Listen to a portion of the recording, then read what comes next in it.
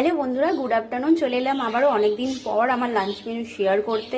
এতদিন অনেক ঝামেলার মধ্যে পিঠে পুলি হলো, সেই পিঠে পুলির পার্বণ শেষ হলো, সরস্বতী পুজো গেল, সেইভাবে লাঞ্চ মেনু শেয়ার করা হয়নি।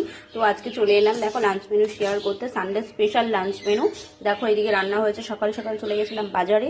এদিকে হয়েছে দেখো ভাত, এটা হচ্ছে যে কুমড়ো, পাকা কুমড়োটাকে তেল দিয়ে লঙ্কা দিয়ে মাখিয়েছে, এটা আমার খুব ভালো লাগে খেতে। এইদিকে হচ্ছে দেখো শীতের শাক, এরপরে তো গরমকাল চলে আসবে, এসব শাক আর পাওয়া যাবে না। হচ্ছে এটা হচ্ছে তোমার বেতর শাক ভাজা করেছে রসুন দিয়ে, শুকনো লঙ্কা আর রসুন ফোড়নে। আর এটা হচ্ছে আমার খুব প্রিয় একটা, আমার মায়ের দুজনারই বলতে পারো, এটাও শীতকালে খুব ভালো লাগে এই মাছটা খেতে। এটা হচ্ছে তোমার শঙ্কর মাছ কষা কষা করে করেছে। তোমরা কে কে এই মাছটা খেতে ভালোবাসো? এটা হচ্ছে তোমার বাংলাদেশি ভাষায় শাপলা পাতা মাছও বলে, তো আমাদের এখানে আমরা শঙ্কর মাছই বলি।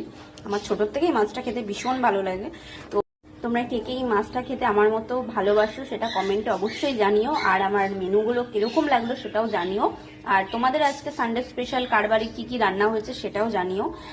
চলো টাটা, খেয়ে নিই, আবার কোনো একটা ভিডিওর সাথে দেখা হবে।